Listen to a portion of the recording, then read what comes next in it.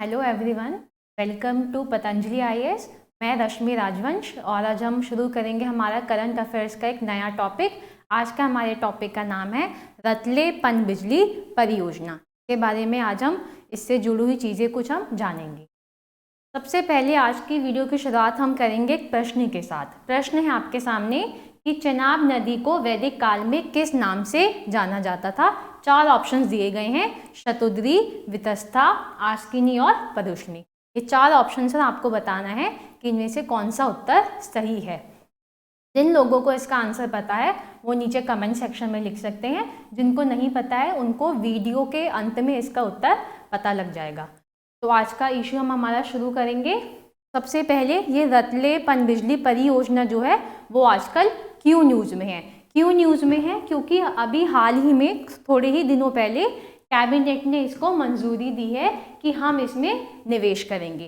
कितने रुपए का निवेश हो रहा है? 5,281.94 करोड़ रुपए का निवेश इसमें सरकार करेगी। इससे क्या होगा? इससे 850 मेगावाट बिजली उत्पन्न की जाएगी। इसलिए आजकल ये चर्चा में बने हुआ है। इसीलिए हम जानेंगे इस परियोजना की। अगर हम इसमें अब आगे देखें तो हमको परियोजना से जुड़ी कुछ बातें पता चलती हैं। किसी परियोजना की बात हो रही है, इंडिया में कहीं स्थित होगा। इंडिया की अभी जो केंद्र शासित प्रदेश है जम्मू कश्मीर के बारे में बात की जा रही है। जम्मू कश्मीर के किश्तवाड़ जिले में इस परियोजना को पूरा किया जाएगा।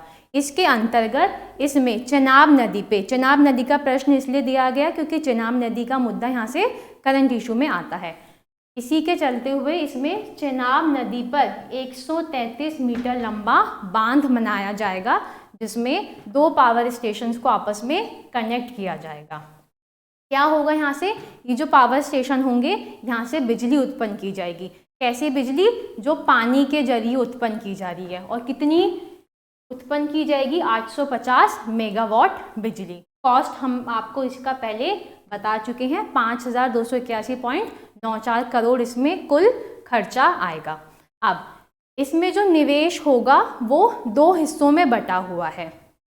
इसमें NHPC अपना कुछ शेयर डालेगी और उसके साथ ही दूसरा जम्मू कश्मीर राज्य विद्युत विकास निगम लिमिटेड, जिसको JKSPDC भी बोला जाता है, वो कुछ हिस्सा निवेश करेगी। NHPC इसमें टोटल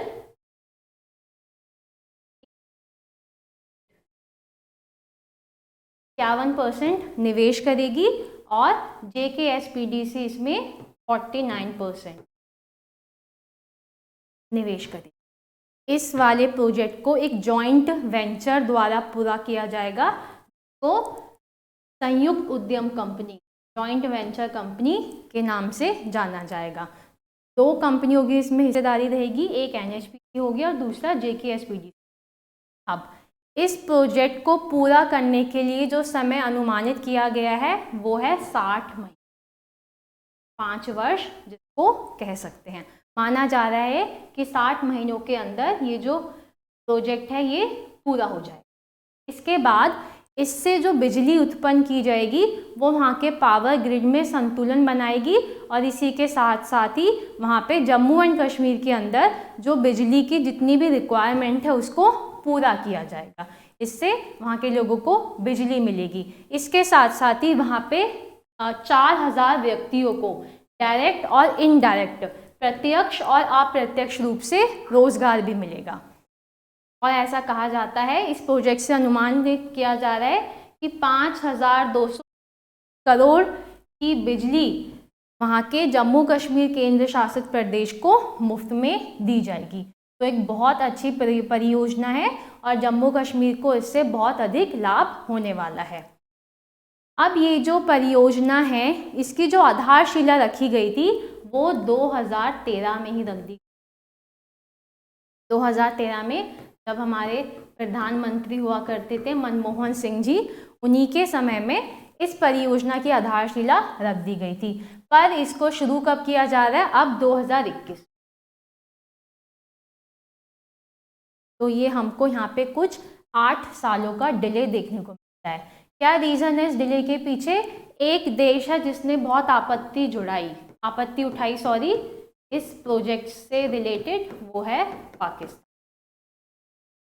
पाकिस्तान का कहना था कि इस परियोजना से जो सिंधु जल संधि है उसका उल्लंघन होता है, तो आप ये परियोजना यहाँ पे ये जो बांध आप बना रहे हैं चेनाब नदी के ऊपर उसको नहीं बना सकते। पाकिस्तान ने यहाँ पे आपत्ति उठाई और फाइनली 2017 में विश्व बैंक ने इस प्रोजेक्ट को मंजूरी दे दी और अब भारत सरकार ने तय किया कि ये प्रोजेक्ट अब यहाँ पे नहीं रुकेगा, हम इसको आगे लेके जाएंगे। तो आपको समझ आ गया 2013 से ये प्रोजेक्ट स्टार्ट होने वाला था। मनमोहन सिंह जी की सरकार थी उस समय, पाकिस्तान ने विरोध दिखाया अपना, उस समय विश्व बैंक ने इंटरवीन किया और उसके बाद भारत अब इसको शुरू करने जा रहा है 2021। अब यहाँ से हमको जिस नदी के बारे में पता चला अभी तक वो है हमारी चेनाब नदी। चेनाब नदी को अगर हम देखें, चेनाब नदी जो है वो सिंधु नदी जो है, इंडस रिवर जो है उसकी एक सहायक नदी है। चेनाब नदी का जो उद्गम स्थल है वो हिमाचल प्रदेश के लाहौल और स्पीति जिले से, याद रखिएगा ये नाम, लाहौल और स्पीति जिला। इसी के पास ये जो हमारा लाहौल और स्पीति जिले हैं, इसी के पास एक बारालाचा पास है, बारालाचा दर्रा बोलते हैं जिसे हिंदी में। बारालाचा में जब वहाँ की बर्फ पिघलने लगती है तो इसी बारालाचा पास से पानी इधर उधर बहने लगता है। जो पानी नीचे की तरफ बहता है दक्षिण की दिशा में, उस वाले पानी को नाम दिया गया, उस नदी को नाम दिया गया है चंद्र। और जो पानी ऊपर की तरफ उत्तर की दिशा में बहता है उसको नाम दिया गया है,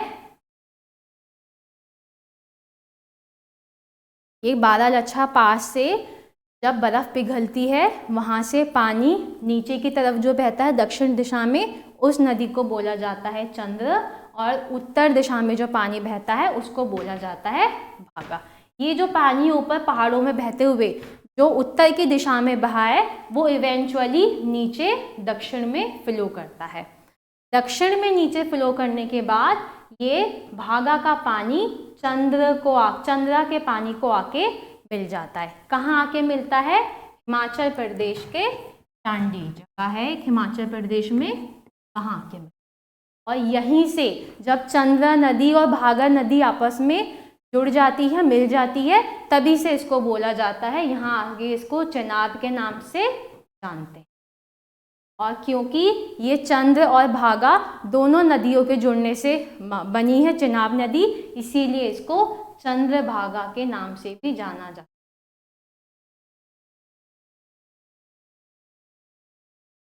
यही लिखा है यहाँ पे, टांडी में चंद्र और भागा नदियों के संगम से चेनाब नदी। आप याद रखिएगा कहाँ पे? टांडी।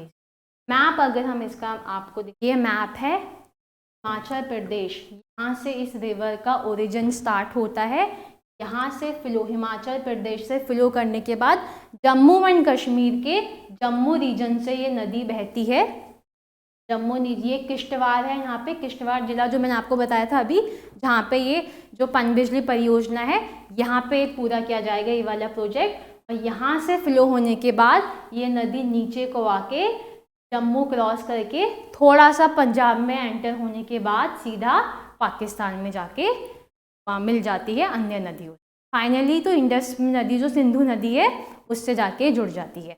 तो ये ओरिजिन उद्गम स्थान हिमाचल प्रदेश से, फिर जम्मू, फिर पंजाब थोड़ा सा, और फिर नीचे पंजाब, पाकिस्तान वाले पंजाब में ही पाकिस्तान में इंडस नदी से जुड़ जाती है। ये है इसका मैप, ये आपको यहाँ से पता चलेगा। किश्तवाड़ जिला जहाँ पे ये रतले प्रोजेक्ट जिसकी हम बात कर रहे हैं वो यहीं पे पूरा किया जाए। और पता चली जिस पाकिस्तान ने जिसका जिक्र किया कि भारत ये परियोजना नहीं पूरा कर सकता है, उसको अलाउ नहीं है, क्या किस चीज़ का हवाला देता है वो? इस सिंधु जल। तो हम जानेंगे इस सिंधु जल संधि के बारे में कुछ बातें। देखिए, जो सिंधु नदी का जो पूरा तंत्र है उसमें मुख्य रूप से सिंधु को अगर हम मिलाएं तो 6 नदियां हैं। 6 नदियों के नाम है सिंधु, झेलम, चेनाब, रावी, ब्यास और सतलुज। इन 6 नदियों के कॉम्बिनेशन को, जो ये 6 नदियाँ मिलके बनती हैं, इस पूरे रिवर सिस्टम को, ये मुख्य नदियाँ हैं कुछ, इसी को बोला जाता है इंडस रिवर सिस्टम, और हिंदी में इसको बोलते हैं सिंधु नदी तंत्र। ये नदियाँ इसमें शामिल हैं। अगर हम सिंधु जल संधि की बात करें, हाँ सबको पता है 1947 में भारत और पाकिस्तान अलग हुए, फिर देखा गया ये जो हम पूरा अगर हम देखें जो इंडस रिवर सिस्टम है, इस पूरे रिवर सिस्टम का 1/3 पानी जो है वो इंडिया का ज्योग्राफिकल एरिया अगर हम देखें तो वो इंडिया के पास रहता है, और 2/3 हिस्सा पाकिस्तान, अगर हम मोटे मोटे तौर पे देखें। बाकी कुछ हिस्सा इसका, कुछ छोटा मोटा शहर अफगानिस्तान, इस रिवर सिस्टम का अफगानिस्तान और चाइना के पास भी। ये संधि, अब ये विवाद था, दोनों देशों में बैर था, इंडिया पाकिस्तान, तो क्या हुआ कि एक विश्व बैंक ने इंटरवीन किया बीच में, और इस पूरे रिवर सिस्टम के ऊपर एक संधि की गई। किन देशों के बीच में? भारत और पाकिस्तान, 2 देशों के बीच में सिंधु जल संधि हुई। कब हुई, क्या डेट है? 19 सितंबर 1960। अभी अगर हम देखें, अभी उस समय भी न्यूज़ में था, 19 सितंबर 2020 को इस वाले संधि के 60 वर्ष पूरे। एग्जाम में पूछा जा सकता है, तो याद रखें। कहाँ संधि पे कहाँ हस्ताक्षर किए गए? कराची में। मीडिएटर कौन था बीच में, जो बीच में मीडिएटर के रूप में काम किया? विश्व बैंक। और किसने हस्ताक्षर किए? भारत के प्रधानमंत्री, याद रखेगा, भारत की तरफ से प्रधानमंत्री थे जवाहरलाल नेहरू जी, और पाकिस्तान की तरफ से पाकिस्तान के राष्ट्रपति थे अयूब खान। भारत की तरफ से प्रधानमंत्री गए और पाकिस्तान की तरफ से राष्ट्रपति, जवाहरलाल नेहरू और अयूब खान। ये संधि इस तरीके से यहाँ पे साइन की गई। अगर हम देखें समझौते में क्या क्या बातें मुख्य रूप से की गई, तो अगर हम आपको इसमें मैप में दिखाएं, तो ये कुछ पूरा इंडस रिवर सिस्टम है पूरा। इसमें कुछ नदियां हैं, जैसे ये यहाँ से आती है हमारी इंडस रिवर, ये पूरा, ठीक है। इसी के साथ इसकी बाकी नदियां झेलम, चेनाब जिसके विषय में आज हम पढ़ रहे हैं, रावी, ब्यास और सतलुज। इस संधि में ये बात की गई कि जो नदियां ईस्ट की तरफ हैं, जो नदियां पूर्वी दिशा में हैं, उसके ऊपर भारत का कंट्रोल रहेगा। ये जो कौन कौन सी? रावी, ब्यास और सतलुज।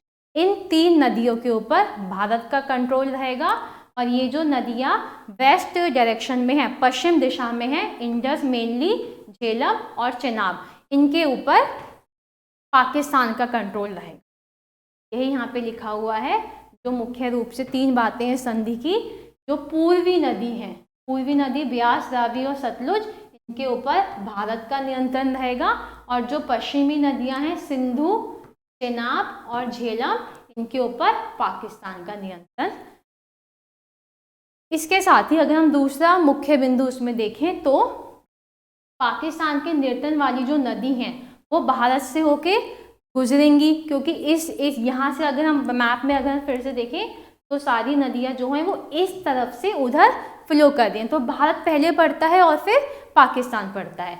इसी को ध्यान में रखते हुए यहाँ पे कहा गया कि जो नदियाँ भारत से पहले होके गुजरेंगी, भारत से क्रॉस करेंगी पहले, इसी को मद्देनजर रखते हुए भारत उनके ऊपर अपनी कोई भी परियोजना स्थापित कर सकता है, जिसका उपयोग भारत सिंचाई के लिए, परिवहन के लिए और बिजली उत्पादन के लिए कर सकता है। उसको इस चीज़ की मनाही नहीं है। किसको मनाही नहीं है? भारत को कोई मना इसमें। तो ये बात तो वहाँ मेंशन है कि बिजली का उत्पादन भारत कर सकता है, क्योंकि वो नदियाँ पहले भारत से क्रॉस होकर भारत से क्रॉस कर रही हैं, तो यही भारत कर रहा है, चेनाब के ऊपर वो परियोजना अपनी बना रहा है। और क्या तीसरी मुख्य बात है इसमें, जो सिंधु नदी का कुल पानी है उसका 20% भी नहीं है ये पूरा, ये कुछ 19.48% है अप्रॉक्स। इतना जो पानी है वो इसका कंट्रोल भारत के ऊपर रहेगा, और लगभग 80% जो पानी है उसके ऊपर पाकिस्तान। ये है हमारी सिंधु जल, ये मैंने आपको बताया। ये हमारी ईस्ट की तरफ जो नदियां हैं इन पे भारत का अधिकार, वेस्ट की तरफ जो है उन पे पाकिस्तान का। 20% पानी दिया जाएगा इंडिया के हिस्से में और 80% पाकिस्तान। इसके साथ ही जो अभी हम आज देख रहे हैं, हम जो पढ़ रहे हैं, हमारा रतले पनबिजली परियोजना जो है, ये उसका कश्मीर में चेनाब नदी पर। ये जितनी भी नदियां हैं, अगर हम इसमें हमारा इंडस, सिंधु नदी और सतलुज नदी को अगर हम छोड़ दें तो बाकी चारों नदियां जो हैं उनका उद्गम भारत से ही होता है। और इसमें सतलुज और सिंधु नदी का जो उद्गम स्थान है वो तिब्बत में मानसरोवर के पास से है, याद रखिएगा। बाकी सबका इंडिया से ही हो। अब हम जाएंगे हमारे आज के प्रश्न पे, जो आपको वीडियो में पूछा गया था। वीडियो के स्टार्टिंग में प्रश्न है हमारा, चेनाब नदी को वैदिक काल में किस नाम से जाना जाता था? 4 ऑप्शन थे, अभी आपको इसका उत्तर बाकी किस नाम से, जिसको हम आज हम सतलुज बोलते हैं, इसी नदी को वैदिक काल में शतुद्री बोला जाता है। जिसको आज हम झेलम बोलते हैं, इसको वैदिक काल में दस्ता कहा जाता था। चेनाब को अस्किनी बोला जाता था और रावी जो हमारी नदी है उसको परुष्णी। तो ये था आज का हमारा विषय। उम्मीद है आप लोगों को समझ आया होगा। थैंक यू सो मच, और आप हमारा चैनल सब्सक्राइब कर सकते हैं। Thank you.